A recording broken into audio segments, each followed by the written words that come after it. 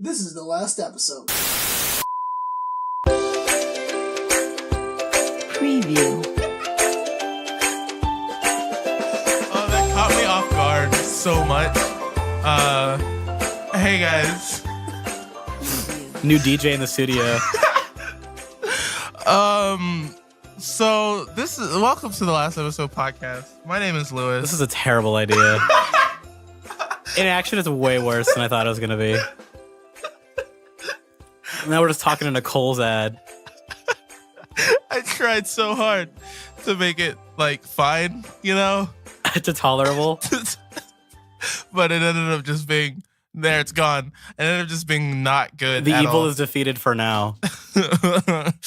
Oh. Like yin and yang, like light and dark, it shall come back. So this is the in Christmas, different forms, like Gun and Durf. If all goes well, this will be uploaded on Christmas Day, and that's why the Christmas music and a special surprise music. It's all going to be special surprise. It's more than one, that's for sure. Randomly throughout this podcast, we will hear some beautiful surprises that no one knows when it's going to happen. You set them and then you hid them from yourself, so now you don't even know where they'll be. Yeah, they're just randomly throughout the hour. Random music will play, and it's all gonna be bad, and you will all hate me for it. Yeah. You can at me. By the way, last week, everyone really liked the Last Jedi review episode, but It was fucking long. it was super long. I legitimately ruined my voice for 2 days for that. But I forgot to actually put the intro in, so for 20 seconds, it's just empty space, and then you hear me shaking the pills bottle. That's how that episode starts. I wish we could have made the image that I sent you that you used like into a sound file. Oh, I put it on the Instagram. I know, I saw it. I was like, I fucking love that picture because it just made me laugh. Yeah, I know. It was real good. You're making good memes out of it. Yeah, it's a good picture. Hey guys, this is the last episode podcast. My name is Lewis. I'm Andres. Fuck Obi-Wan Kenobi. Make sure you guys rate and review on Apple Podcasts. Follow us on Instagram at the last episode pod. Wait, no. What is it? I haven't done this in like many ways. Follow us on Instagram at the last episode. What is it? At the last episode podcast at gmail.com. forward slash .co.uk. .com.biz. .jp. It's in the freaking description of the podcast, guys. You know what go to elotalk.com. Hey, Lewis, I have a random Star Wars question that was brought to my attention. Is it true that like Obi-Wan's cape that he wears is the one that like Yoda died in or some bullshit? I hope not. That sounds dumb. That sounds like an old like lore thing. Yeah, does that sound like it could have been true before all this bullshit got changed? No, because Yoda leaves and then Obi-Wan goes to Tatooine at the end. Remember how episode 3 ends? Yoda goes to the planet and then to Dagobah and then the Dagobah system. And then Obi-Wan first. That's what happens first. And then Obi-Wan's like, I'm gonna go. Or no, here's what happens. Yoda starts going to ship, and Obi-Wan's there, and he's like, I'm going to go exile myself because I failed miserably, obviously. And he's like, here, I have some training for you from your old master Qui-Gon. He's going to teach you how to become a Force Ghost and stuff. He's going to teach Force Ghost. No, seriously. No, but I forget that they're called in lore Force Ghosts. Yeah, it's dumb. Is it because they're just real strong? Yeah, like Star Wars, but it's dumb. Can evil people be Force Ghosts, or only good people can be Force Ghosts? No, the first ever Force Ghost was a Sith. Oh. I believe that's true. Oh, okay. Yeah. How come Darth Vader isn't a Sith ghost when he became a good guy? Right? Why do we see it? By the way, why did George Lucas make the remake? I thought you said Dark Lucas. Why did Dark Lucas why did Dark Lucas make Red Tails? Why did Darth Lucas make Anakin? Why did he make Anakin?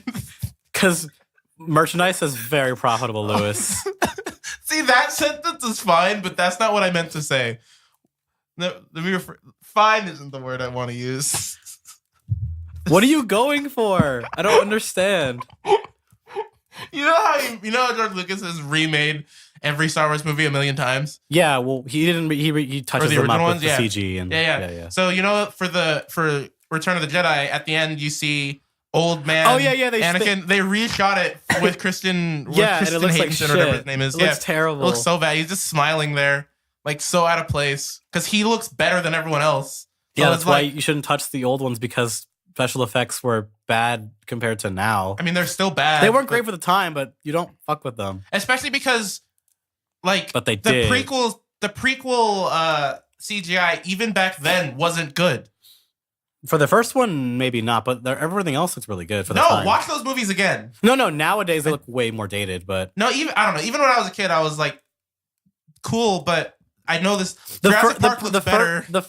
No. Okay, Jurassic Park aged better, but at the time, like the sheer scale of the amount of CG was impressive. Okay, that's what it is. I guess. Except like there's a weird, actually really cool practical effect they used. The what's it called? The pod racing. Yeah, I heard of crowd. It. It's just a bunch of like Q-tips painted. Really? Yeah, for the crowd. That's dumb. Because it would take too long to render. Interesting. That take too long to render in real computers nowadays. Interesting. You couldn't do that. So I think it's like 500,000 Q-tips are just like painted different colors. That's cool. I'm like, oh, that's gonna need practical effects. Dude, I'm scared right now. This feels like a horror movie or like a horror video game where it follows. Where like randomly something's gonna pop out at you. I don't know what this music's gonna happen. You should have put the Guardian theme in. Oh, I should have. Oh, that would have been terrifying. Because it naturally escalates in volume on its own. Yeah. And it kind of sounds like the music that we're going to be playing anyways, because it is a MIDI. It is MIDI, yeah. But that one's cool. With real string. There's one real string. A single string played by a teardrop solid guitar. Is there anything I want? Like, I'm trying to think. What has happened in the last week? I got sick. Yeah. And it's been a holiday busy time. Yeah, that's pretty much it, right? Like, nothing like I'm saying in our personal lives, anything interesting to talk about before we talk about topics? Not on this podcast. Not on this one. That's interesting. Yeah. Usually we do like the 7 hours of like, hey, this is what we want to talk about. Oh, and then I do have one thing. What? Remember the Super Mario Brothers cereal that I wanted to get? Just because, like, did you hey, get it? It's no. Oh. Neither did anybody else. Why? Because fuck you is what Nintendo pretty much said. What happened? They ran out. Oh. And they said, we're not making it anymore. Aw. And I was like, oh. I'm sorry. Okay. I'm sorry, child. But you made like... They said they were going to stop doing this shit after the NES Classic. Because that blew up on their face. The scalpers. And they lost money because scalpers. Yeah. And then the Super Nintendo Classic, they did a better job. Like you can still... Maybe not now because it is holiday time. But there was a good amount of time where you could just go walk into a store and just go grab one. But not for the cereal, though. No. Not for cereal. Oh, well. It's bullshit. It was like out for a week and it was like, no, we're just gone. Yeah. Because it was only at Target. Interesting. Not anywhere. It was just Target. Target's like, I don't know. They didn't say we're going to get any more. Well, they're red just like Nintendo is. You also have a dog that they paint their logo onto. This is probably the worst episode so far. It's the best episode so far. Because, like, we wanted whatever. We'll just talk. What are the topics? What are some topics that we want to talk? We'll do the main thing last, I guess. But we'll start with Catherine. Yeah, we're just gonna get into this. It was really strange. It was a couple days before the announcement. There was just rumors going around. They're like, "Hey, Alice is gonna remake one of their PS3 titles." And people were like, "Well, what could that be?" Because they did have a couple that people thought about they might remake or redo, or things that I didn't touch. Okay. Because it's just Alice made too many RPGs that I just didn't get to, or like maybe a weird like downloadable Call of game. Duty 4. Yeah, Call of Duty 4 on the Wii that they ported. Yeah. But no, they confirmed, I think it was in a Famitsu article, that they're remaking Catherine. It's being retitled to Catherine Full Body. And they're adding in, it's less of like a complete overhaul. It's the equivalent to like what they did for Persona 3, which is like Persona 3 FES or like P4G, P4 Golden, where it's like the remake version of it with more things added on, better models, all that kind of stuff. And it's adding in a lot. They release more details like later on. They're adding in a third Catherine called Rin, who plays the piano in the bar and has to have something else going on with her. Okay. It's being made pretty much like full time. Like, you want to tell people what Catherine is, because it's not a new game. Yeah, it was kind of a niche game when it came out. Yeah. And the main thing I think when it was released was people were talking about not the game, but it was like, oh hey, cool, Atlas has an engine on next gen. When's Persona coming out? Because that was like still their biggest thing at the time. Was like, oh, they have a new engine. Where's their next gen stuff? Well, you want to talk about like what the gameplay of Catherine is? Yeah, Catherine is essentially two types of games kind of fused together. Yes. It is partially kind of a visual novel-esque like narrative that you go through, where you pick specific like dialogue choices or decisions that you want to do, people you want to talk to. There's like a hub area where you're going to hang out in the bar, which is by far my favorite part of the game. And the other half is you are solving block puzzles in your dreams.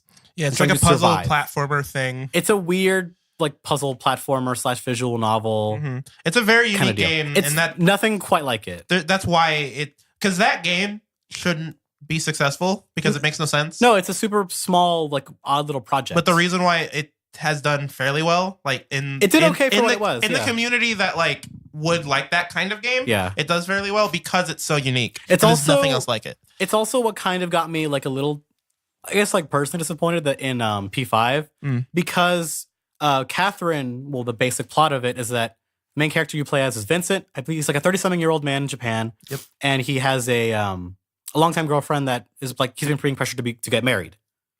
Catherine with a K. And then at the bar, he meets a Catherine with a C. And that's the conflict of the game, is that he has to kind of pick between these two girls. And there we go. But it's really weird because the game is told through adults, like full-grown adults with adult problems and adult issues. And Vincent doesn't want to kind of grow up and just be a big boy. He just kind of wants to take life easy. He's like, no, I got a girlfriend for forever. I'm just going to chill a while. And I kind of wanted Persona 5 to be about older people. Like my dream Persona was just put them in college. Just put them in college. But no, we did high school again. I was like, oh, that was kind of only because Catherine's mature storytelling. Well, mature as it could be for how weird the game does get, because it is about people being sheep in their dreams because they're unfaithful. It's a bunch of other things that There's go on in that There's a game. lot of weird metaphors that are very obvious, but are... But then there are like other fun things like, hey, every night you're at the bar, you can drink at the bar to speed up your movement speed in the nightmares. So weird. But if you drink enough of like a certain type of alcohol, you get like bar trivia about it.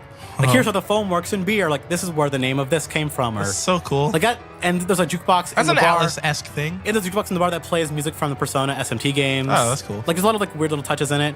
Yeah. You answer text messages. Actually, I just thought about that. The text message thing from P5 is actually from Catherine. Okay. Where you like have like fake conversation, like text conversations with people through the phone. You get pictures from. It's like all kinds of weird little ideas that they put in it. But they're adding in just a whole nother scenario. They're adding in, I think, a couple, more endings, more animated cutscenes, a brand new mechanic, which they don't state what it is. They just kind of allude to that it's going to be about moving the cubes again. And there's something I don't quite understand where they say you can switch between new and traditional modes, which I don't know what that means. But I'll find out what that is. Yeah. And which is a really cool thing that I'm glad they put in here. I don't know if I've talked about it on this podcast. There is a legit actual competitive scene for Catherine. What? Because Catherine, some people don't know, Catherine has a versus multiplayer. Local. Whoa, I didn't know that. Yeah, you unlock it. It's actually kind of a bitch to get it because you have to get like a high ranking to unlock more stages for it. But it is this music is insane and I love it. It is a one-on-one to get to the top / screw over your opponent style versus game on that board. And it's really fun to watch. Cool. I didn't know about it till maybe 3 years ago, where it was at Evo. It's like, oh, we have a stream for Catherine. I'm like, wait, what? What are you talking about? It's like, no, it's like people from like Australia and Japan just came out to play competitive Catherine. And in the an official press release, Atlas says something about like there was an unexpected excitement for the competitive mode overseas, so they're making it you can play it online, which is a cool feature that I'm really glad they put in. Because maybe I could get into it, even though I'm not good. Catherine is a hard game. I've heard. Yeah, they're adding more endings, and they said as of like when they announced it, which is like within the week of this coming out, it's about halfway done. Okay. There's no like release date for Japan, but they did confirm a couple days after that it is coming to the West for the like PS4 and Vita. Yeah, PS4 and Vita. Hey, remember the Vita? Yeah, Japan still remembers. Danganronpa 3 came out on the Vita this year. There's still games coming out for it, like on the way. Yeah, I've heard the same thing that like the Vita still lives. Yeah. There's a little bit of a heartbeat. Yeah. So I have a reason to. So it might give you a reason to play this game. It's what are the odds of it coming to the Switch? It's halfway through development. It won't be within like next year for sure if they do announce it. Yeah. I honestly don't know if they would. They already have 2 SKUs. They have to. Well, the fact that they're putting it on their mobile console means that they probably don't want it on another mobile console. Because if it comes out on Switch, I'm sure the crossover between owners of Vita and owners of Switch are pretty. It can't be that high, and there's probably a lot of people that have a Switch and a Vita. And I don't think Catherine was like a signed exclusive to Sony. It was just, well, we know the hardware, our engine's built for it, so it goes on Sony. Well, my thing is like if there's a lot of people that probably have a Switch and a Vita, like who have one, and if That's me and you and like 5 other people. No, I have a feeling there's a larger crossover than you think. Oh no, I don't think there it's are huge. definitely people who had mobile who bought a Switch because they like mobile stuff. Yeah, exactly. There's the market for that on like a lot. Like there's a big market for that, and I have a feeling that if it comes out on both the Switch and the Vita, most people will get it on the Switch, not the Vita, because the Switch is just a better console. And so it's cool. I can see Sony being like, nah. Yeah, I don't know if they have control over it. I don't know who has control over like if it's going on the Vita or not. But besides it has to. Testing for games is already expensive enough and takes enough time. It's for sure being on the PS4 and Vita, though. Yeah, it is confirmed like coming PS4 Vita. Yeah, so which cool. Vita is the weird one. I actually remember asking when I found out about that Catherine stream. I asked because Alice people were in the chat. I was like, "Is there any chance of like it ever getting like a portable port?" Because I thought of any of their games that were old enough. Catherine would be perfect on mobile. Like even like on phones, it would be kind of okay. Yeah, probably it could work. Just the style of gameplay like doesn't require. It's not a very graphically intensive game. No, like the graphics would work in like just like slightly downgraded textures. Like it would work fine. Yeah. It also has a really weird presentation style to it too, where like the game is being told through this thing called the Golden Playhouse in game. It's very strange. Interesting. A lot of weird things going on with that game. But so good. I'm glad that game's coming back because I just really hope because there are people concerned about that new Catherine. Yeah. Because the last time they added a new character to one of the remakes, Persona 4 Golden was Marie, and she was not very popular. At least in the Western fan base that I talked with. Yeah. I hate Marie. Even though she was cut from the original game. Really? Yeah, she was supposed to be in the game, but they had to cut her because of development. And then they put her back. And I was like, put her away. Her dumb poetry stuff and her being actually important to the plot. I'm like, this sucks. I still never finished that game. Marie sucks. I hate her. Still never finished P4 Golden. It's worth it. It's a good game. I don't know. I just haven't. My Vita. I'm looking at my Vita right now. It's a good console. I miss it. I miss playing it. And it sounds dumb because it's not been like that long or anything. It's always in your room. It's sitting there taunting you. My foot's right on top of it. Every day, waiting, smushing that beautiful screen. Hey, let's talk about Spider-Man.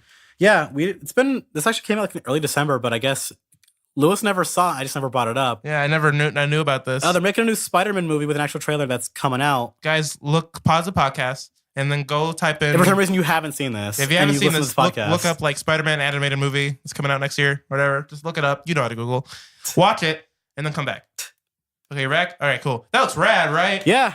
Of all the studios to make it, I think it'd be Sony. Yeah. That's Sony and Illuminations. No, they are not Illumination. That's a different company. No, I know. They're making. Oh God! Speaking of that, for a quick second, they're making a Grinch movie. We'll move on to after Benedict Cumberbatch is gonna star. Oh, okay. I didn't know that. Literal hell. All right, hold on. For Spider-Man, I like Spider-Man. We both like Spider-Man a whole bunch. So it's the like Spider-Man. It's the what's the thing called? What's the Enter the Spider-Verse? Yeah. No. What's the like in the comic? Ultimate Spider-Man. It's Ultimate like Spider-Man. It's all the Ultimate Spider-Mans. I have a feeling into like one movie somehow. I wonder which ones are gonna keep, which ones are just gonna like not mention. So we're for sure gonna get we're gonna get Peter Parker. They show Miles and it's simply Peter Parker because it's big. It looks boy. like two different Miles though. Because there is more than one Miles. Yeah, so two different Miles for sure at least. Are we gonna get my favorite Spider-Man 2099? The future Spider-Man? No. That's my favorite one, though. We'll probably get that for sure. sure. That's my favorite one. Odds are the plot will revolve around that. Like, it's probably going to be some dumb time travel stuff that's revolved in 2099. Like, who's the Spider-Man that's like, he just wears like a hoodie and shorts or whatever? You know what I'm talking about? There's so many Spider-Mans. Are they going to put Man Spider in it? Yes, they better. They better. I'm sure we'll see Iron Spider, cool stuff. We'll see Spider-Gwen for sure because that sells well. It's relevant, yeah. Yeah, I've still never read a one Spider-Gwen. They're cool. But it looks cool. I like her outfit. That's all I care about, honestly. Her design's really awesome. Yeah. And so yeah, it looks cool. It's very interesting style of like 18 FPS. Yeah, it's like they turn down the FPS to make it look kind of stop motion-y. Yeah. And I really like that actually. Yeah. And I think people like aren't a fan of how it looks. It works with the animation like itself. Like And like people like to give shit to Sony Picture Animation because they haven't made like the best movies in the world. No, but they're like my least favorite freaking animation studio. Illumination's my least favorite. Well, okay. And next to like Blue Sky. Blue Sky makes Ice Age. Okay. I don't mind. Of like uninspired films. I don't mind. I don't mind Blue Sky. What have they made that you like? I guess Ice Age. Which one? They made like 7 of them now, or whatever. All of them are fine. Oh God, no! They're so boring. They're fine. And the Illumination is just like cheap animation that makes tons of money. Illumination is not good. You're right. Illumination's the worst. The fact that they made the Lorax is something I'll never let them live down. Yeah. Because of what they created accidentally on the internet with people wanting to have sex with that man. Yeah, so and good. that movie being like the most missing the point of any adaptation I've ever seen. Yeah. Of what is the Lorax about? Capitalism, right? Yeah, exactly. Yeah. No, it's not even about any capitalism at all. It's No, just I know. It's just about if you don't take care of what you see Yeah. now, it can go bad later. Mm-hmm. Nothing to do with capitalism, actually. Yeah, but they turn the movie into like, hey, if you let capitalism run wild, they'll be able to sell you air. Well, also we advertise to you a eco car in ads with the Lorax in it. It was like, you're missing the point. Whatever. And they gave the Lorax like a personality. Yeah. Well, not the Lorax, but the one Slayer. Yeah. Yeah. Danny DeVito being in there did not make that movie very good. No. And Despicable Me continues to exist and ruin every part of my life. The first one's fine. The first one's it's acceptable. It's an okay movie. It's kind of charming. Yeah. But everything else that it's spun off has been a nightmare. Either way, this Spider-Man movie looks interesting and I'm excited. So why did you bring it up? Because we didn't talk about it at all, and Spider-Man's fucking rad. No, nothing new about it. I wanted to show you this because you did not see it somehow. It's cool. I'm excited. It's coming out next year. Yeah, yeah. This time next year, which is really fast. No, for sure. It takes a long time for animation. Because there's been talks about this for I think about a year or two, but it's cool to get a trailer within the year of it gonna be released. I'm excited. I like Spider-Man. All right, let's talk about... Wait, who do you think the villain would be for all this bullshit to happen? Like I said, it's probably going to be... Don't say Rhino. No. I know Rhino's a classic, but don't put Rhino in this. The Shocker. I want to see Mr. Mysterio because obviously... I will always vouch for the Spot. Yeah, that'd be cool. I love the Spot. Here's my theory. It's going to be 2099 is going to be the main story, and some dumb time travel stuff's going to involve it's going to go crazy, and all these other multi-universes from that. It's going to happen. Do you think Venom will show up? Probably. For sure. We'll see Venom. We'll probably see Carnage. Well, no, we'll probably God, I'd cream if I got to see Carnage. Definitely see Venom. That'd be cool if we see Carnage, though. It's really weird because Carnage, not Carnage, they put Venom into Marvel vs. Capcom. They finally put him in as a DLC character. Yeah. Then he looks fantastic. He looks really good. Cool. But the only weird thing is that his voice, the voice actor is doing a really good job. Mm-hmm. But I think the only way they could fix it if they just if they lowered his voice just decibel wise, it sounds way better. It's just too loud. No, it's too high pitched. Oh, I see what you mean. He's too boy sounding. No, he's too cartoonish. Oh, okay. Sort of intimidating. I see. But the deliveries, he has a. Let's get Alex Jones to do it. A really a slithery an S's to his voice because the tongue's what they're going for, and that sounds pretty great. But just lower the pitch of it and it sounds way better. Just get Alex Jones to do it. No, he should be the Thing. No. Yes. I wanted to be Spider-Man. No, he should be Hulk. He should have been Hulk. I want the next live action Spider-Man. No, he should have been Red Hulk. Look, I like Tom Holland. He's a good boy, but let's change Spider-Man to Alex Jones. He's got hot blood and he's coming. That'd be good. How many times? I think we managed to talk about Alex Jones every single episode, and I love it. Recently. Cough. Let's talk. We're moving through these because these are just quick topics, and not a lot has happened in the last week because, Christmas. It's the end of the year. Everyone's fucking tired. Yeah. Okay, let's talk about your favorite video game of all time. One of my favorites of all time with a very controversial group of people, Double Fine. Yeah, Richard Horvitz. Horvitz, who still did a fantastic job in the role, even back. I did not know that was him back in the day. No, I didn't realize it either. And I was watching both and playing them at the same time. And I was like, that's him? That's crazy. I could only hear it when Raz falls and dies. The scream sounds like him. Oh, okay. Only way I that could makes tell. sense. Well, his voice, you've seen Richard. Okay, we're talking about Psychonauts, by the way. Yeah. Right, you've seen Richard Horvitz interviews, right? Yeah. That's just his voice. Yeah, he just sounds like that. It's weird. He's one of those if you guys actors. have ever watched Invader Zim or played Psychonauts, Raz and Zim is played by this voice actor Richard Horvitz. Google Richard Horvitz right now. That's the voice of Zim. You look at that boy and it's that's watch interviews with him. He just has a weird high pitched voice. All he's doing is just hamming it up for Zim. Yeah, that's all it is. It's just a louder that. That's all it is. But anyways, Psychonauts 2. They unfortunately they announced on their Fig page, which is where they're updating it, the updates for the game, posting videos and all kinds of stuff. Mm-hmm. They introduced hey, you get to see Raz's family. They showed the renders of all his family and all that. But they said unfortunately it's going to be delayed past 2018, which makes sense because the last video that I saw from them, they were showing one of the first hub areas that you were going to travel in. It was playable, but the amount of texture work that was not finished and they said that they had left to be done. I was there's no way this is going to be in in even a ready state by 2018. And it's a shame because like I love Psychonauts and I want this game to be good despite all the controversial bullshit surrounding the company with other past games and I don't even know fake any of this bullshit. I don't know any of this fake stuff you're talking about. Well, Fig is another way to invest in games. Okay. It's not a Kickstarter. It's a site for investing in video games. This is my favorite song so far. Yeah. I think I looped it like 4 times. You can't check now, bitch. No, Too I late. can't. I could scroll down, but I'm not gonna. Yeah, because the game was fully funded about 2 years ago. Uh-huh. But they said they wanted to make this game big, and looking at the development of like a Psychonauts 1 was made, this game's gonna take a while.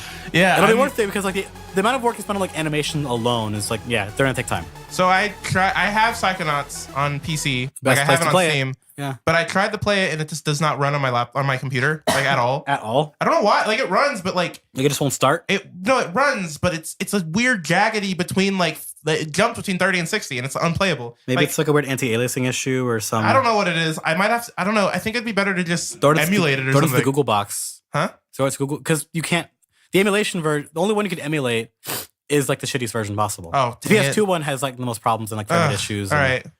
The Xbox One is like the good one. I don't know what I'm gonna do. I'm gonna. And the Xbox I've cannot be I've emulated. still never really. I played a little bit of. Like, I've gotten to the first like dream thing. Yeah, but like which is Coach Oleander's. that's as far as I've gotten into that game. Was Yeah. like starting that, and I was like, oh, this is really good. That's when the game begins. Yeah, I started the game, and I know I will like this game. Maybe you should like look into Googling how to fix the issues. I could do that. Go to google.com and go, hey, Psychonauts run weird. How to fix. How to fix, please. And then it's just, oh, good, delete this file or some, I don't know. Delete system 32. Alt F4, and then you're good. To clear up your memory. Yeah. Don't do that. So yeah, Psychonauts 2. Yay. Delayed, unfortunately. It's so I don't know much about the development too. It's the same people, right? Like yeah, it's Double Fine. It's most the same original staff. Okay. All got the a same lot. voice actings. From what I can see, yeah. Cool. Because they made, in between this, another team made a VR game called Rhombus of Ruin for PSVR. Okay. And I didn't play it because I don't have VR. I just watched it. It's like an hour and a half thing. I watched it. Mm-hmm. I think it seems like every voice actor came back. Every single one from all the cast came back. And it's Very good voice acting. yeah, from everyone involved. The Rhombus of Ruin has like I think most of the cast that you like, mostly like the main character cast because there's a lot of side characters, but they seem to be all the same people. Cool. That makes me happy. Yeah. All right. Just happy to see Psychonauts still around. Last main topic, even though we're like 30 minutes in. Kingdom Hearts. Heard of it? Yeah, this was like as of today of the podcast, there was like, hey, there's like screenshots of Kingdom Hearts floating around that are leaked. For Kingdom Hearts 3. Yeah, and it's Monsters Inc. Yeah. And there are too many screenshots here for it to look to be like a fake render. No, this looks real. And it, I don't know, it looks fucking weird because Yeah. it's the screenshot is the scare floor. Mm-hmm. It's that entire area where, if you don't know what the scare floor is in Monsters Inc., it's that area where they all have all the doors come in and all that kind of stuff. So does that mean you're gonna go into those doors? Yes. There's That's no fucking awesome. Yeah, that's no way. If that's real. Yeah, my theory is it'd be really dumb if you couldn't. If you don't get to meet the abominable snowman, just throw it in the I was dumpster. about to say. So how big are Kingdom Hearts like world usually? I've never played one Kingdom Hearts. As of they're too large. Too large? That's because the combat has gotten more elaborate. They're really big and open. Okay, cool. Now. So that's good because what that means is with the Monsters Inc. That's probably the hub, and then there's a bunch of different worlds from the movies and stuff or movie. So I wondered, you get to go to There's like two. every little place they show at the end of the finale of the movie, where they like going through different countries. Yeah. Like for the boss fight. Yeah. That'd be so rad if they could do that. That's probably what it is. And one of the doors is probably just like Monstersville. I or hope whatever they can it's get, called. if they are doing that, I hope they can get the voice actors. Oh, that'd be cool. Because I don't know if they confirmed they're getting the voice actors for the dub for the Toy Story world that they showed off. Is it gonna be his brother? Oh, yeah. Evil Yeah. What's his name? Allen. Yeah. Shadow Allen. No, not Tim Allen. I'm talking about Tim Curry. no, freaking George Clooney. Who's Woody? Tom Hanks. Tom Hanks. Tom Hanks' brother. What about his son who's a rapper? What? You don't know about that? No. He has a son who is a rapper, who classifies himself as a rapman. A rapist? Yeah, Wow. that happened. That's amazing. No, so Tom Hanks' brother does all the voice acting for all the normal like video games. I think Oh that's- shit, really? I didn't know about that. I believe this is true. Like anytime like there's like a video game for something that Tom Hanks has done, he just gets his brother to do. That's cool. I believe, or it's Tim Allen. I don't know which one. One of the two. Tim Allen either- doesn't have a brother. He killed him in the Yeah. Santa Claus. I seen it. I saw it. You think we do some research, but nah. Yeah, so the Monsters Inc. thing looks cool. I'm excited. Look, I don't have a PS4, and so a lot of these topics I can't participate in because I don't own that console. But maybe it'll come to PC. They get cheaper. Maybe it'll come to PC.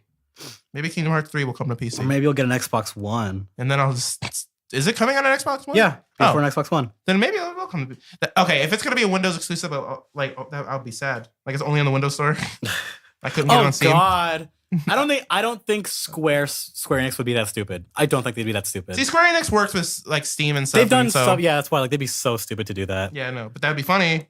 It made me sad. It made me so sad. I hate freaking Windows. They still haven't fixed it. Still, go to the front page of freaking the Windows Store. You still see like Gears of War and then also Candy Crush. Makes no sense. Get out of here. Candy Crush. Get out of here. What are you? Why are you putting Candy Crush next to freaking Gears of War? What are you? What is the point of this site? All right. Now, obviously we had this podcast extremely planned out because it's a special episode. And so here's what we're going to do. We're going to talk about our Gotti. Yo Gotti. Our game of the year stuff. With how do you spell it? THE? Year. Remember that? TEH? Remember that? Game of the year? Yeah. No, what is that? You don't remember ta? Like spelling? I still do that. Oh, God. What do you mean remember? Why are you doing that? What do you mean remember? How old are you? I still legitimately do that. See, I do. I still type. How much Blood on the Dance Floor are you listening to every day? LAWL, like for lol. Oh, God. Because in my Lewis. Because yeah. It's going to cost you your job. Yeah. No. Your boss is going to find that and just scream at you. So this has been a cool year for video games. Interesting games have come out this year. Too many games have come out this year. Too many games that shouldn't have existed, that shouldn't be good, but are amazing. I feel like I know we haven't talked about this at all. Obviously, this is a not planned podcast. We just kind of showed up and just like press record. I don't know. We don't know which other's game of the year, really. You know what? I actually want to ask a question first. What's a game that came out this year that you wish you got to touch but didn't? Oh. Because there's a lot of games that came out this year. Nier. Mainly Nier? Yeah, mainly Nier. Out of all the games that came out this year, like the ones you couldn't put time in or like that you couldn't finish or whatever? Yeah, that's probably the big one because I know that game's awesome. I downloaded it not legally to figure out if it ran, and it runs fine, and then I deleted it, and then I never bought it. Just for me, I really wish I could have played Cuphead this year. Oh, yeah, Cuphead too. I really wish I could have played Cuphead this year. Yeah. Because I've been waiting for that game for a long time. See, I haven't been waiting as long, and so I don't have the emotional attachment to Cuphead like a lot of people Like, do. I am still dodging as much as I can of that game. Oh, really? Because that game is mainly boss fights. That's all it is, and it's short. So. And the point of it is that it is hard so that you get to see all of the animation work, and you get to learn them. I don't know if it's the point of it. I don't think that's the main point of it. We made it hard. It's got to be a design decision considering how much work it took to make just one boss. It's a design decision, but it's not like, I don't think their thought process is, we got to make it hard so you can see all of our cool stuff. But it has to be a part of it. It has to be. But it was more of just like, let's make this hard. And then also they get to see all of our cool stuff. It's more of that, I think. Either way. Because I see like maybe 3 boss fights of it, and it's like, I can't see more of this. Because I want to see this blind. Yeah. Because all the bosses have phases and they change like forms and all kinds of cool I've stuff. seen a lot of it. I've seen a lot of the game. I don't, when their Microsoft deal ends in like March, I think, and then it'll come on everything else. And so I don't even know if it's like if it's even being developed for other SKUs yet. I don't even know if they can until it's done, until the license is up. So I'm wondering how that works because it's only on Windows 10, well, Steam basically, and Xbox. Yeah. You can buy Cuphead through the Windows Store, right? You can buy it on Windows Store and but it's on Steam. But so. yeah, the better version is Steam. The Windows 10 version and the Steam version are different. Really? What's the difference? Well, okay. I don't know if you know this about the Windows. This is why everyone hates the Windows Store. I don't know if you know this, but the games on those are different versions than the games on Steam. They're literally different games. They're made differently. And so games on Windows 10, like the actual Windows 10 store, run differently than the ones on Steam. So does the one on Windows 10 run better? Or? No, it's worse. Which is weird because that's Windows 10 store for you. Because it's like instead of a solid 60, it's like dips to like 58 sometimes. But for a game like that, this game's ruined. Yeah, it's ruined. But also, it's like how, why, Yeah. What did you do? What Microsoft? What did you do? What did you touch in the source code? Yeah. What did you delete? Why'd you got to make it like this? What comma did you accidentally delete? No, what bracket did you delete? Yeah, which bracket did you move down a level? Man, fuck coding. If you do coding, I don't know how you do it. I can't do that shit. Programming is hard. It's real hard. I tried. I touched it, and it's not fun. I'm not good. If I knew how to do math backwards and sideways, I could do it. I don't know how to do that. I can do math forward fine. I can barely do math forward. Okay. So how if I can do it backwards? Yeah, like I can look at a code and be like, I think I know what's happening here, but that's about it. Like I can follow it of like the order of stuff. You know what I mean? Like I know where things start and end, and I can see where all these squigglies, why they exist here. Yeah, as a PC gamer, you kind of have to learn some of that stuff sometimes. Console commands, man. Yeah, you just learn some of it by default. Yeah, exactly. Like C slash, man. And that helps like when you're reading code of just like. For video games, at least for me, is just like I think I know this is. Maybe that's how people found the Watch Dogs 1 thing in the code, where they were like, there was a thing in the code that made the graphics worse on the PC version. You remember that? Yeah, like that kind of shit. It's like, hey, I just stuck to the code for. There's giggles. a YouTuber. I don't know if you know Low Spec Gamer. Oh yeah, I've heard of him. Yeah, all he does is he makes games. He has his like super old freaking Windows Vista. I don't know, super old computers, and he tries to make new games run on the lowest possible hardware. Those are always funny. Low spec stuff was fun. Like, have you ever seen like low spec Skyrim? Yeah, I mean, no. Where it's like the ground textures are just brown. Yeah, no matter the where worst, you go. the funniest one to watch is low spec Witcher 3. Oh it god, looks like a PS2 game. Like not even. That's kind of awesome. Yeah, no, I know it's in a stupid way. Yeah, it's not like jokes of like, oh, it's so bad. No, it's like it looks like if this game came out on PS2, it would be like, wow, this is a really good looking PS2 game. How far does it render? Like not distance far at all. wise. Not like far at all. 5 feet in front of you. You play Shadow of the Colossus. Yeah. That. Oh, jeez. Which Witcher's a big world. It's a very big world. So yeah, that's interesting. But it's surrounded by mysterious fog. The fire is just like a little bit of sparks that come out of your hand. Oh, that's like a PS1. Yeah, it's real good. Oh god. Okay, so game of the year stuff. So what's your game of the year and why? It's gotta be Nier, man. I knew It's gotta be Nier. Yeah. Why? This is a really strange year for games as well, because there's lots of good games that came out. Yeah. What other? Yeah. Okay. But a lot of the games that people have played and liked a whole ton, I don't think there's a game that came out this year that I would call great without like one part of it that couldn't have totally been fixed. No, yeah, there's no perfect games this year. But it's like weird, like every game that I played that I liked has like one thing that they could have just changed and it would have been better for it. It's weird. Like every game that I played that I liked. What would you have changed in Nier? The amount of gameplay you have to do in these second routes. What does that mean? Because I still don't understand Nier at all. Like, it's a game where you play and then you beat it and then you play it again and it's a different game. I don't get it. You are playing through the game once. It ends. Yeah. You play through it again in a different gameplay style. And then the third route opens and it is a different game. What does that mean? As in, there's another gameplay style added along with the other one that was introduced in the second playthrough. Okay. Is it kind of like... It's the only problem is that the second playthrough is... It's the same thing that they did with the first Nier, where it is meant to recontextualize the first playthrough through like another character's perspective. And you get to see more details from their point of view. You learn more story from them. But the gameplay for that character gets too tedious. Interesting. Because just how much you have to do of it, because it's slower than the first playthrough. I guess for people who don't know what Nier is, which is surprising because we talk about it every week, what is Nier? Nier is a flawed gem of a game that came out in 2010 on the PS3 and Xbox 360.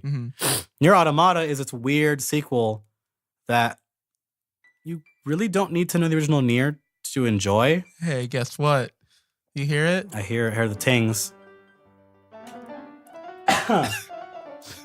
But you don't. So insane. This is like 4 minutes long. Yeah. I'm trying to think back through because I platinumed Nier Automata. I pretty much did everything in that game that you could do. Oh wow! Except for like maybe like 4 side quests and the fishing. I did everything in that game. Okay. There are a couple bits in that game that don't really have a good payoff if you never played Nier. Okay. Like there is a hidden boss, and there is an area, and there are some pieces of paper that you find that don't have a payoff if you never played Nier. Like they just kind of don't mean anything to you. That's kind of frustrating. And that sucks because those are my favorite parts about the game. Oh. Like that secret boss fight has a really good payoff in it because it's kind of more story from Nier.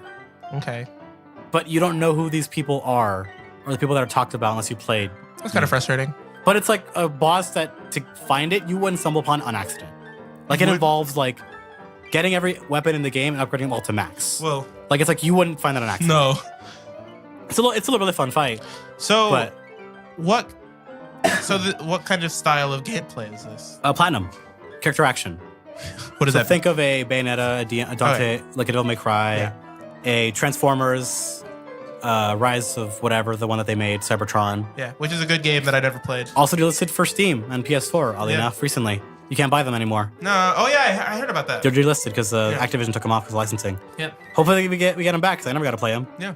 That sucks, but Anyways, so yeah, Nier is a cool Japanese like weird action game. But also the action, while it's that fun character action stuff, at least for 2 parts of the playthroughs, it is simpler. Then Like a it's DMC not, or there is Bayonetta. depth there, Yeah. but it's not needed.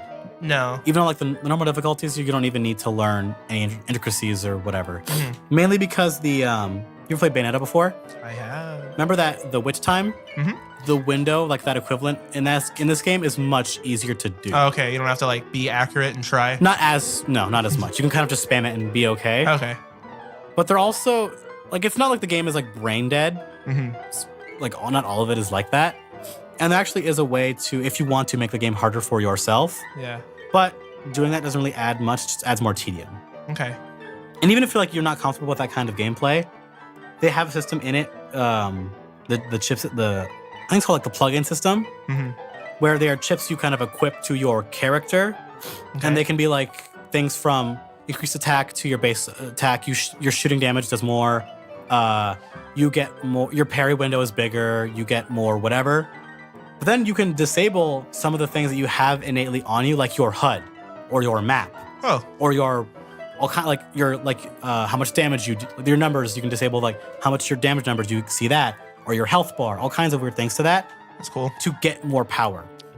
Hmm. And if you're playing on easy mode, if you just want to just play it for the story, Yeah. where they have just like an auto fight button, What does that mean? like it's the game fights for you, or like it auto shoots for you. That's so weird. Because like the game, you do that that's that combat style, Mhm. but you also can be shooting at the same time. Yeah. And you can just have it like, if you're on easy mode, it just does it for you. The shooting does it for Yeah, there's like a floating boy that you. follows you 'cause around. It's meant to be an evolution of the bullet hell stuff they were trying to go for in the original Nier. Mm. It works off a lot better in this game. Okay. But that's what it's doing as well, where you can do both at the same time. Where you can be doing combos while shooting projectiles. And why is this your game of the year, unlike other games that came? There are a lot of great games this year. Why Nier? What about that game made you feel like this is the best? The way it tells its stories Okay. and its finale Okay. are some of the best things I've ever experienced in video games. Is there a way to explain that without spoiling it? Like at all? Because this game is weird and it's hard to do that, I feel like. There kind of is. Okay. How would you do that? With Yoko Taro's games, he has a very distinctive way of how he tells his stories, Mhm. at least for a while. Where from Drakengard 1 to Drakengard 3 to Nier to like I think his other plays and books he's helped write or whatever. He actually has a very weird way of writing. I think I've talked about before, where he will write an event that happens to a character first, Mm-hmm. and then work backwards to find out how do you get there and how do you make somebody care. Interesting. So It's kind of the opposit way to do that. It's what people would call wrong. Yeah. As people say, like, build your characters and let them live in the world. And he has really good. Actually, you can go to. There's a GDC video about him talking about how he writes stories, Mhm. about his whole cycle of doing it, and he even recounts like when I talked to another writer about this, they said, "What are you doing? How do you even write stories like that?" Because he thought he was doing it the right way the whole time, Yeah. his way. But all of his stories, on purpose, they are dark because he really hates the idea of like the JRPG hero. Yeah. I'm just like they do what they're supposed to do, so it all goes like well for them. Yeah. Yeah. That's why the Drakengard, at least Drakengard 1 has like his games have like lots of endings that, except for like the first Nier, that are kind of dark or not like more melancholy than happy. Mm. Because he doesn't like happy endings. Mm. So it's just kind of a good change of pace from all the other games this year. It's And kind of, because Nier has a bunch of endings in it, but they're all canon. Like they're all like, how does that work? they all kind of add up to make one final ending, Okay. excluding the weird ending that's the real canon one that's in a drama CD, but whatever. What the hell? This game. That's the thing about this. That's another thing about this game is like, There are It's- lots of things that can tie that honestly I thought might have tied this game up for people who didn't know anything about any of this stuff, but Uh-huh. it doesn't. Which, as a fan of his stuff, kind of hurts yeah. because all that work doesn't really matter. In a lot of cases, it doesn't really matter. But it's a really weird weird topic for him to talk about. Yeah. Because the essential theme of this game, and some people speculated there's a bit more on it, it is about what does being human mean and the basic ideas of existentialism. Yeah. Like what does sentience mean when no human beings exist? Because the basic plot is that the humanity, which they do explain why all humans are gone in Nier, humans have gone away on Earth forever, and they are on the moon. Like that's like their last base is like on the moon, like the last survivors. Okay. And you play as androids who are meant to fight off the aliens that almost killed all of them. Huh. Well, I didn't even know that. Aliens came to Earth, released a bunch of robots. They almost wiped out all of humanity. Humans left to the moon to survive, and you are sent to go fight the robots off Earth so they can go live there again. That's the basic idea. That's cool. I didn't even know that. The Earth still exists as it was when they left. Yeah.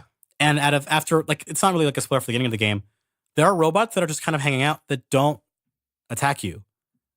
They just kind of exist, and you go meet more. Does it explain of them. why? There is the explanation why. Okay. And it is spoilers. Got it. It's how long is it to beat like this game like each time, you think? Like endings A through E. Yeah. It's like the whole story. Yeah, and then like around maybe 20 to 30 hours. Each of them individually? No, or the whole all way? Together. Okay. But that's not you should do some of these side content because some of the So it's like a 40-hour game probably if you do everything. For me I think it was like almost over 50. I did almost everything. Yeah, okay. So some of the side quests, they give you a lot of context for the world, your troops that you're fighting with. it's adequately long but not like insane or anything. It's a good game to play. You can make it long if you want to get more out of it. Because which is surprising because this game sounds super complicated, and so I expected it to be like 100 hours plus. The way because the surrounding thing of it was that it has endings A through Z. And that's kind of what got people. I don't know why like more than one ending turns people off. Yeah. It's really weird. I get it because it makes it to where like I beat this game already. Why don't No, but like nobody asked questions on how it works. Nobody did. Yeah. Like I've even heard from people. I heard something that really got me upset because of just the way the game works. They said, okay, if I beat ending A and if I like that ending, I'm just gonna stop. And that's not how that works. Well, it's not how the game is meant to. It's not like a BioShock where you're like you get the best, worst, or whatever ending. Well, no, it is just you beat the game and you get an ending. Yeah, yeah. That is not how Nier is doing its story. No, it's you beat it and you get a specific ending, and you get a chunk of the story. Yeah, yeah. And then you beat the second part and you get the other chunk of that story. Yeah. And then you finish the game and the third part of it. Yeah. That's different. And there is a lot of story going on, but it's not too complex. It is the only part that I think could be complex that might not make sense is like you go to certain locations where they explain the disease that caused humans to be almost wiped off the face of the earth. Okay. And that might be a little confusing if you've never played Nier. But the whole finale of like what happens to all these characters, the arc of certain people, the foreshadowing that happens with some of the robots that you meet that don't attack you, the weird androids that the robots made, all these kinds of strange upturns that happen to the world that you're in. And then the finale, which is a kind of a twist in what he does for Nier, but done in a way that I didn't think that would be. I don't see that when I heard about, because I heard about kind of what the ending is before I got to it, like gameplay wise, of like it. The first Nier had to do with your the final like true ending had to do with your save file. Okay. And I heard Nier Automata had something to do with that as well. But there's a lot more to it than just like a save file, for example. So weird. There is a lot of interesting twists they do with it that they catch you off guard with that are a homage to what they do with the original Nier, but at the same time, it's its own thing. Do something that I don't think can ever be redone in a game. Huh. God, because it is like ending E is like you are doing like the last fight to make the game end. Like it is a final fight that you keep losing. And due to the way the game works through systems, it is possible to beat the game using their systems that they show you, but you don't really understand why they would come to help you. And during that whole sequence of events, and they're playing a song that you never heard before, with like vocals come in and all kinds of stuff, and it asks you a series of questions about wanting to continue on to finish the ending. Do you want to see this through, no matter whatever? Like, it's a whole bunch of things that, like, they're personal questions we're asking to the player, not to the characters, to you. And characters even come in to talk about the game and, like, is it worth finishing despite all of this? Like, all this kind of build up. And what really sold it for me, where... Don't spoil it too much. No, it's not nothing to do with the story, per se. But the moment where I really realized this really is something special is that there is a prompt for, like, one of those many questions that it asks you, like, as a player. And one of them just straight up asks you, do you think games can be something more than just entertainment as they are? Just in the game, it just says that? It asks you that. That's so crazy. And in the moment, it means so much more. Just with all the buildup and all the emotion that you go through, just that whole sequence. It's so crazy. Like, it is one of the best finales of anything I've ever seen, media-wise. Because it is in the medium of video games. Because it is interactive. Because you choose to make it. That's and cool. The ending, isn't quite... It's not quite happy. It's not quite It's one of kind the of its Direct own Scans of thing. Drakengard 1. It is an ending. Okay. And for better or for worse, they do want to make more with the Nier universe. But I don't know if Yoko Taro will be on it. Like, on this, from what I can see, what they want to do with, like, the Nier, like, franchise in that world, I don't think the director of the series is going to be working on it. And I don't know how much I'm interested in that without just touch on it. So overall, great game. Everyone should so go play it. I'm gonna try. But you have to... How much is it on Steam right now? It's not on sale. I can tell you that right now. Well, Winter sale, it is not on sale. Oh, what? Not on sale. Okay then. Whenever it's on sale, next time it's on like sale for a not $60 or if it's like $30, I'll get it. But it is a game that, in order to really understand why people give a shit about it, you have to finish it. Yeah, no, I'm definitely going to play this game. And that's kind of the problem. That's why you notice a lot of people are going back to it because they never finished it. Yeah. Because that's like the game doesn't work. The second playthrough, it is repetitive. Yeah. Because you are playing through the same scenarios again. Which I don't mind doing for a lot of games. Like, if you guys know the kind of games I played, like Borderlands 2 was like one of my favorite games ever, and I play that game so many million times with just different characters, whatever. Because the game, I like the game enough to where it's like, yeah, I'll play that again. Yeah. And Nier sounds like it's one of those where it's like, yeah, I'll do that again. Anyways, all right. So my game of the year is, what do you think it is? I think I said it last week already. I don't remember. That stupid game where you're climbing up a mountain with a hammer while you're in a pot of boiling water. What's it called? Get Over It? Get Over It. Yeah. That game's good, actually. It's a good game. No, Get Over It. Cool, did you see Aaron play it? No. Watch it. I've just seen people play. I'm like, that game looks pretty fun. Aaron's not good. It's hilarious. I didn't know that game was based off like a really dumb Flash game that I saw years ago called Sexy Hiker. I don't know what this is. Sexy Hiker is a dumb Flash game that is the same gameplay as it. Okay. But not as involved. Not involved. Not Nier Automata level. Also no charm to it. It's badly drawn and... There's no jazz music. There's no jazz music. There's also no cool narrator. No, yeah. No. Okay, so my game of the year is The Legend of Gelda, Breath of the Wild. To the surprise of nobody, because it's going to be on a lot of people's list this year. Yeah, no, I know. That's the thing. It's not fair for a lot of games this year. Yeah, it's a big release. It sucks because it's like there's so many cool games this year, but like that one, I games to me like my.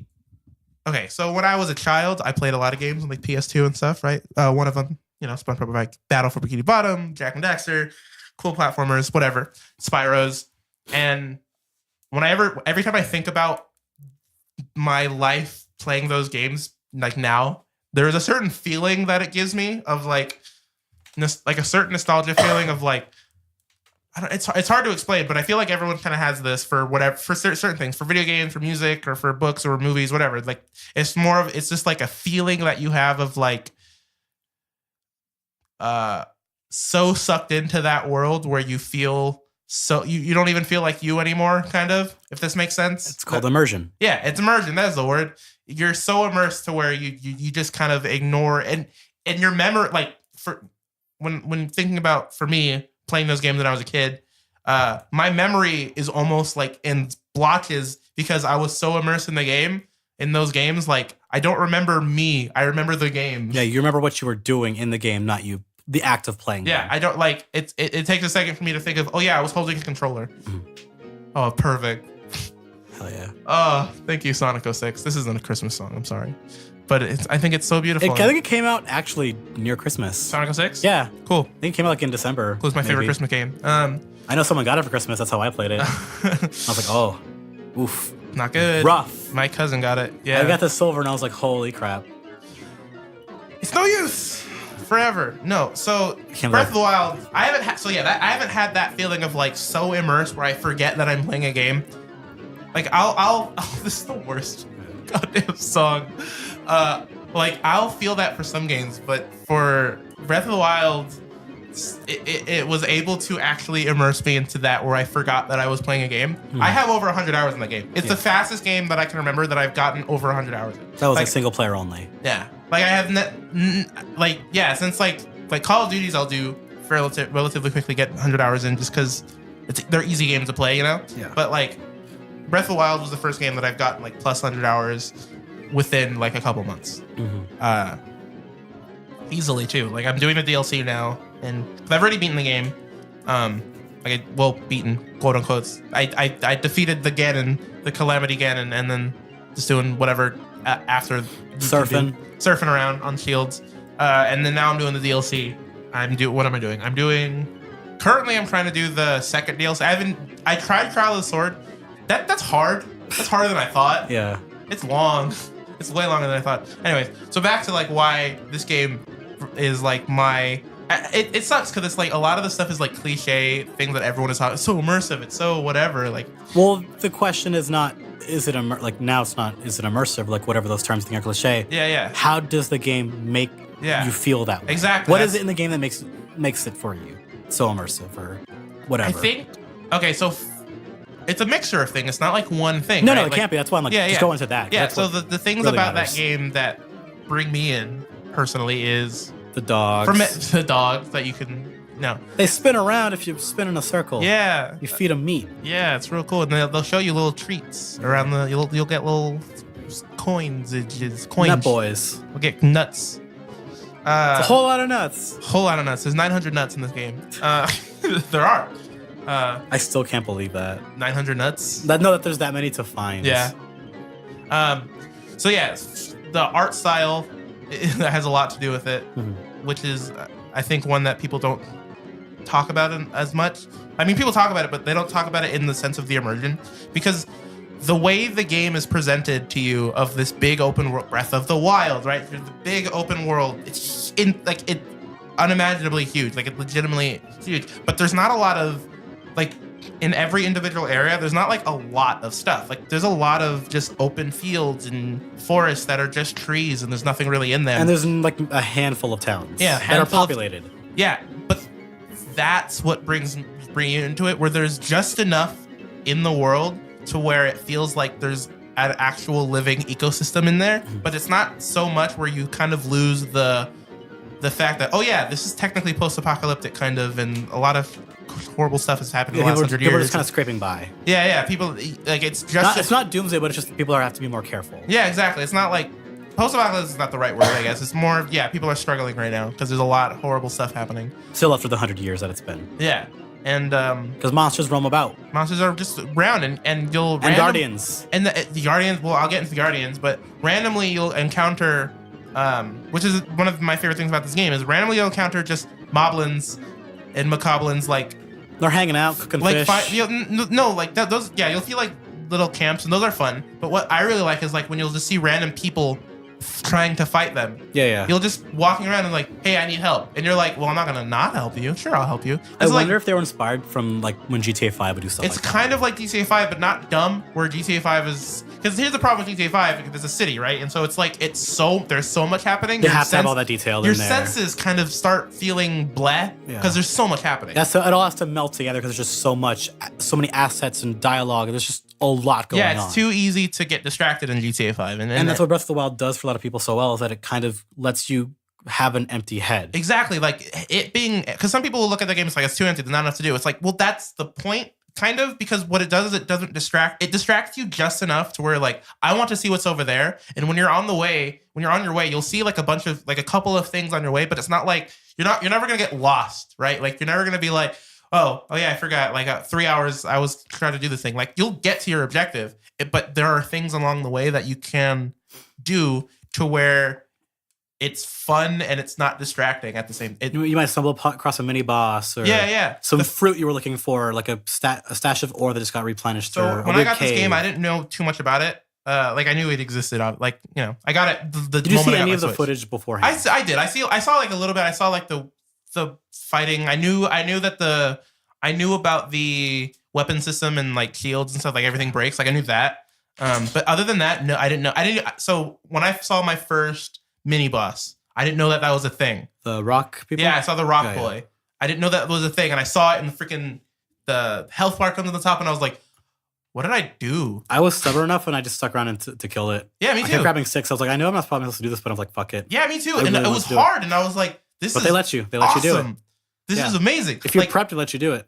It was such a good feeling of just like, whoa, this game is big. There are just bosses sometimes. I still keep finding new like little mini bosses around. So yeah, me too. And the first time I did it, I remember thinking like, whoa, this is gonna be really cool. I'm gonna get something after this, right? Like I stumbled across somewhere I'm not supposed to. I'm gonna totally beat this guy and get something. And I just got a bunch of gems and we don't know what they do quite yet. Yeah, so when you first get them, you don't know what they do. Yeah, I feel like this is cool. I thought what I wanted, but whatever. And then you realize like, oh, I can sell this for a bunch of money, and then I get them buy arrows or use them for crafting. Or, yeah. So that's one thing. So yeah, the art and the overall style helps with the immersion part. The music is probably okay, guys. If you haven't heard, because even people who've played the game, I don't think have really delved into the soundtrack because it's so kind of in the background. You don't really pay attention to it very much. They do a good job of that, of just like giving you the feeling without making you pay attention to the actual melodies and stuff. But it's still melodic enough where you can just listen to it if you want. Listen to the theme song again for Breath of the Wild. Just type it on YouTube, Breath of the Wild theme. Listen to that. It's legitimately god tier music. Like it's actually amazing. Like there's so much happening, and that song is such a perfect like gives you that perfect feeling of what the game is, of just like wonder and darkness, but also like hopefulness, and it makes you want to explore why everything's happening. And if I have to hear that minor chord piano for like the millionth time, I'm gonna go insane though. The da-dun, bum-ba-dum, for like the millionth time, I'm going to go nuts. Because I hear the same 4 opening melodies for those songs, and it drives me up the wall. See, I don't mind because I recognize them. Yeah, well, I've heard all of them, and I've heard them enough that I go, oh, it's this one. See, that's why I like it, though, because I like callbacks in music where, like, things... This is why I like Breath of the Wild music so much, because all the music works together. And so every piece of music ties into another piece of music, and so the entire package feels like one world. And I like that with music. I do, but it's just for this game, just the way it does it. Its style is not what I like. That's fine. Yeah, I like it. And so for me personally, I like it. It works. It does good for my brain. Like I kind of liked the battle theme at first. Mm-hmm. And then I was like, oh no. I don't mind. It's going to be the same theme. Like, how do you feel about the shrine music? Boring. See, I like it. I think it's perfect. Because when I'm the rare times where I'm in a shrine, I'm just speeding through it. Because the shrines are so easy for the most part. So I'm just like, okay, go. Okay, get my thing, skip. Okay, I'm out. Because I don't know. Because I think I got into the point where now it's just a video game. And I got to that too fast. Like I found all the fairy fountains. So I'm like, oh, now I can see where the grind is. I can see the video game here. See, I and that's because of the way my head works. Yeah. Because once I saw all those numbers, and then I realized, wait, I'm not going to get the numbers that I want in a way that is natural. I went, shit, I need to stop. Yeah. Like once I found out, I have to like hunt, like the dragons, I went, fuck. Because those are not fun to get things from. Because they're based on chance. And like one of them is like in an area where it rains, so you can't wear your equipment because like I hate the rain stuff because it limits what you can do with exploration. It's not a perfect game by any means. No, it is not, but it's like I know what you mean. Enough of like the little things that were there that made me stop so I can just like take a break from it. That's why I didn't like put it on my list, because I need to take a break. Yeah. I for me I was finding too much of the game parts of it instead of just the big experience. What that game does to my brain. It does a lot right. Yeah, it does a lot right. Like it does that. I think it does the immersion pretty well. But I think I noticed too many of the things that bothered me at once. Yeah. I'm like, I need to take a break. And here's another thing about Breath of the Wild. Like everyone who plays it differently. Like you watched me play it for like what 3 hours or whatever. And I was like surprised, like, oh, you're over here already, like, or you've done this, or you watched me do something really stupid, and I worked out. Yeah. It was that one area with the Guardians, and I was like, no, I'm just leaving. Yeah. And it worked. It shouldn't have worked, but I got lucky and it worked. Yeah, and that's another thing about that game where or like how you saw I never surfed. Yeah. I preferred to glide over hills instead of surf down them. It depends. But I know what you mean. like it's faster, but yeah. I knew how, but it's like if I ever saw like a slope, I like to glide instead of surf. Yeah. That's just me. I liked being in the air. That was just a personal preference that I had. That's how I played. Well, here's why I like another thing about Breath of the Wild that's so cool is it's such a personal game. Everyone who plays it will have a different experience with it, and you'll have your own design, yeah. And you'll have your own memories. You'll have your own like looking back in 20 years. Everyone will have their own nostalgia for the game. Like I still have, which I think is awesome. Like I still have a memory of it now, where I've had a weapon that I've had. I think it's like a master of edge whatever sword. Mm-hmm. It's like 50 attack. I got it in the beginning of the game. I haven't touched it ever since. Yeah, I just have it. I've never gotten rid of it. I've never used it. I just sits in my inventory. Well, spoiler, you can build a house and then you can I do have that house. And you can get a little weapon display. Yeah, and just put it there. That's where I put a fire rod. Yeah. The fire rod looks cool. Yeah. So another thing. So yeah, okay, we'll get to the Guardians then. The enemies are fine. Like they're really dumb though. They're dumb, but like again, they're just really easy to cheese. Unfortunately, yeah, like they're really easy to cheese. They are, but it's a shame. I don't feel like I know I've played more of the game than you, and so you'd think I'd get more tired than you, but I think I just like the game more than you, which obviously I put on my list. But I don't mind the combat. I actually I have fun fighting in that game. It's not bad combat. It's just not interesting combat. Yeah, I think it's... And that's because I played other Zelda games with better combat. Yeah, see, okay, yeah, I guess that's another thing. Not just other games, which I still think is a valid argument. I've just played other Zelda games that had more involved combat. I guess that's another thing I should have mentioned at the beginning. This is my first Zelda game that I've owned. Yeah. So of course... besides Minish Cap. So you have a way different perspective on it than me. Yeah. Because I've played, not every Zelda game, but remember guys, my Nintendo experience is nil, besides like a Game Boy Advance.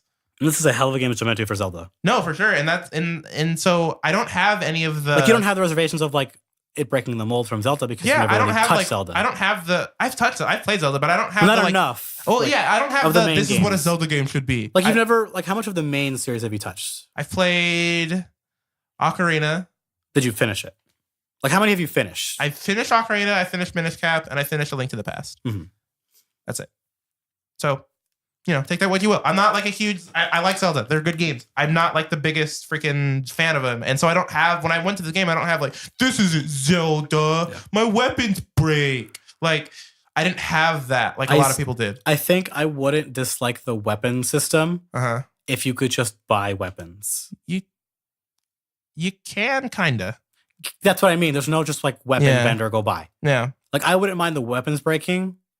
Either just let me pay to repair them or pay to buy more. Mm-hmm. Instead of just having to remember, oh, in this area, they have a sword here that I can pick up. I don't mind that. Again, I like the variety of... Well, because for a while, until you boost your inventory, it sucks. Because I didn't find the place where you can do that for a while. I don't know. It's in a part of the map that you don't go to on your own. Yeah. Well, I didn't go to on my own. I still like the variety. Like, again, plus, I don't know, 120 hours into that game, I still like the variety of combat. Like I still like different ways you can go about a that is cool, fight. But I just wish they demanded them out of you, I guess is what I'm saying. Yeah. Because you can beat the game by just walking up to them, mashing A, and then just hitting the X button to attack a lot until they go down. You can, but it's not fun. And so I'm saying it's also more efficient, so most people just by nature of how your brain works when you play video game, you're just gonna that's another thing for me is like when I play this game, I forget I'm playing a game, and so I don't do this is more efficient in the game. You know what I mean? That's the problem. I've gotten to that point already. Yeah. That's the problem. I've gotten to that already. Yeah, I can see the parts where I can tell where it's designed. Yeah, you can see the code. You see the numbers. Yeah. You see the numbers, Mason. I can see why they do things a certain way, just enough that I'm like, oh, this is why it's like this. This is why it's like this. And it sucks. So the enemies, Guardians, are amazing. I wish there was like one extra type. Okay, so just out of curiosity. Yeah, that'd be cool. Game. Here's what I like about love about the Guardians so much is that when you first see a guard, there's like one guardian, I think, on the Great Plateau, right?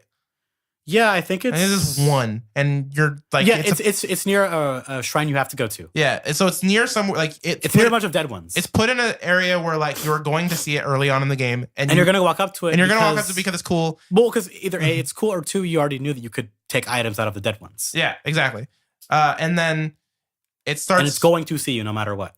You can't get in that shrine without it seeing you. Yeah, and then you realize, I remember where it is. There's like a bunch of dead, and there's a couple of. It's a small little stone maze. Yeah, and you can't climb all the way. And then they shoot you, and you die in one hit because you have 3 hearts still. Yeah.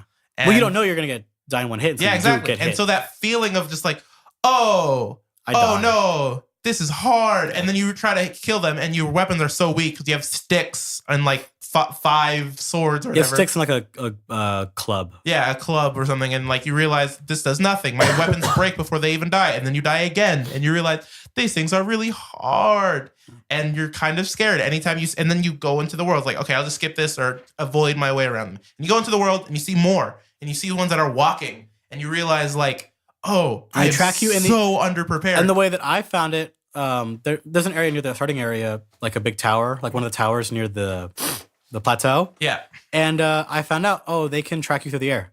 Yep.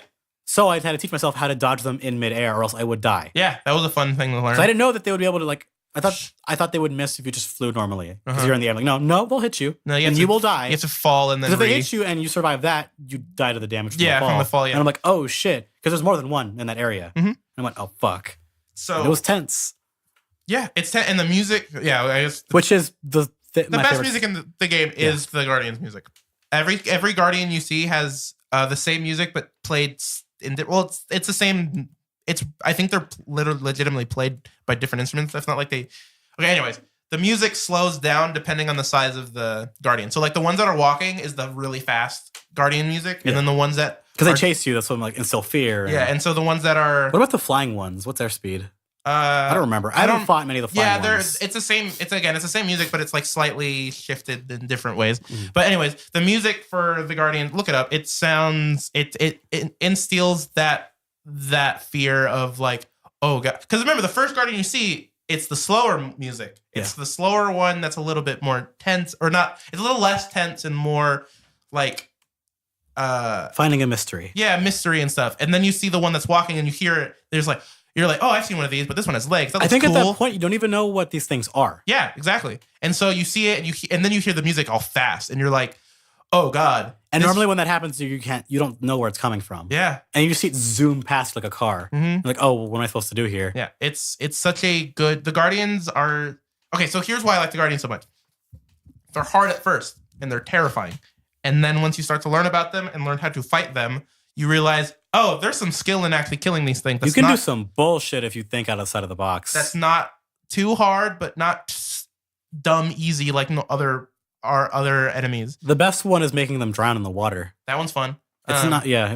My favorite thing is just cutting off their legs. Yeah, which I didn't know you could do that for a while. Yeah, exactly. But the ideal way to do it, the quickest way to do it is parrying with your shield. Yeah. When they shoot you, you have a window that's actually a legitimately hard thing to time. It's not like it's not like the dodging in the game where it's like it's kind of on chance. Yeah. It's not on chance. There is skill to it. The window is just weird. It's weird. It's not accurate to what you think it's not be. It's not by your hitbox. Which is my problem with it. Yeah, it's not by your hitbox. Because I remember even you watching me play it, you saw me dodge and the sword was going through my body. Yeah. It's like, come on. Yeah, I know. Dodging should be by hitbox, not by timing of when the enemy hits. And that's what everyone just rip off which time, but do it right. Yeah. Which time is a good idea. But in Breath of the Wild's Guardians, you can parry your shield when they shoot you at the right time. It'll blow the blast right back at them, and the ones that have no legs that already will die in one hit. One that have legs will die in 2 hits. It's the quickest way to kill them, but it's very hard. High risk, high reward. And learning how to do that is even me. It's like 120 hours. I still kind of struggle. I don't even try because I'm like, I don't even want to bother wasting my time. It's too hard. It's so fun. I like doing it. It's well because now I have the hearts to do it. Yeah, exactly. Because I didn't have the hearts to do it because I wasn't playing that way. I was playing it for exploration and no combat. Yeah, I maxed out my hearts and then I started doing stamina. No, because what I wanted to do was go to the Gerudo Desert. Yeah, because I knew Gerudos are here. I want that armor, so I spent my time getting ready to go do that. Yeah. That was my goal. That's fair. And then I got mad that I couldn't wear the female one all around and upgrade it. That's oh cool. There's a male one. That's fine. Yeah, it's enough for me. Because I want to play it my way. God damn it. Yeah, that's fine. And they let me do it. Kind of. I had to settle, but I kind of got what I wanted. That's fun to me. Oh man, I lost my train of thought. Oh, so as you get more hearts and you start getting better weapons and stuff in the game, Guardians become less and less hard, and they start becoming fun. Where I'm at with the Guardians now is they're fun. They're not hard. They're not easy. They're not like a nuisance. It's not like I see a Guardian like, I'll just ignore it. They're a test of strength. They're just fun. They're just like not a test of strengths in the shrines. Those are dumb. Yeah. But no, they're legitimately fun to do, and I like killing the Guardians. Anyways, monster. I'm gonna end this podcast soon because I need to eat and get ready for work. So I didn't talk about Breath of the Wild in the way I wanted to, but it's fine. I was talking about it a lot. Everyone talks about it. It's a great game. Nier it's Automata, still totally worth playing if you have a Switch. If you have a Switch and you haven't played that game, it is a must-own. This game, and why I've mentioned that at the beginning of my Breath of the Wild review here of the nostalgia thing is because I know that in like 20 years or whatever, 15 years, I'm gonna look back at memories of playing this game, listen to the music, watch gameplay, and get the same feeling I got when I played Jak and Daxter when I was a kid. Like I know for a fact it's gonna happen, and I'm so excited. Like it's so cool. It's that new game for this new part of your life. Yeah, it's awesome. For a lot of people, even older than us, it's that for them too. Yeah, people that are much older than us that I've heard about. Like, they nailed it on the immersion and the whatever that feeling of just like this is gonna be nostalgia. I don't know what that is, but whatever that is, they did they perfect. It's the Nintendo seal of quality. Yeah, it's a Nintendo charm. It's a Nintendo thing that they do. Yeah, good. Just something that they just I don't know how they do it. I didn't get that for Mario, and everyone the Mario versus Zelda debate. I've seen how much of that game you've played. You haven't played enough. What are you talking about? Mario? Yeah. I've seen the high scores, like the leaderboards that you don't have. You haven't seen enough. What are you talking about? I have like all the I've now gotten on Mario all the moons that you can possibly get to upgrade your No. Like how many places have you gone back to and done like the minigame stuff, like the running trials? I'm going back and doing like all those. That's what I mean. Like that kind of stuff is what I want to hear from you afterwards. All the extra stuff they added. I'm doing that stuff. It's fine. Like, gotta do more of it. Oh my god, I played that game a lot. Like gotta do more of it. Oh my god, no, that game. I think that game just doesn't. It didn't do the same thing Zelda did. It's a different. They're different. They're different things entirely. I know, but when I'm watching like reviews and stuff like that, people are getting that same feeling I'm getting for Mario, not for Zelda. And so I'm wondering what it is about Zelda. Like, I think that's the way my brain works. I think I like the tone of Zelda more than the tone of Mario. They're great tones, and I have fun playing both of them. But my brain falls more to the Zelda tone than the Mario one. I like the Mario tone better. I don't think the games are like comparable in quality. No, it's hard to do that. In terms of like tone, I like Mario's better. Yeah. Overall. Yeah. And certain parts I like Zelda's way more, but yeah, I the Zelda as a whole package I like more than Mario as a whole package. There are too many problems with Mario that frustrated me that did the same thing with you and Zelda. Like of just like, oh, I feel the game. Like that happened to me in Mario really quickly. And so but Mario's never been a game about immersion. Maybe I don't know. So to me that's not a fault. Yeah. It's not a non-issue, but it's not a fault. And to me. You can I'm just saying, and like I said, like when we talked about Mario for the first time on the podcast, like if Breath of the Wild is a 9, Mario's an 8. Like it's not that it's a bad game, but I just like Zelda more, and that's just. I don't know if people will fight you on that. Yeah, I do remember there was like a funny thing where there was like some other Game Awards before the VGAs, where the producers like got a Game of the Year award, and they said, "Thanks for giving us this award. I'm also happy that we got to win this award before Mario got submitted," because that's how much. Yeah. Nintendo does that a lot. Has done that a lot where they will put games that are both very highly regarded in the same year. They have to fight over awards between each other. Yeah. They did it again this year. That's great. All right, I'm gonna go eat now. Bye. Bye-bye.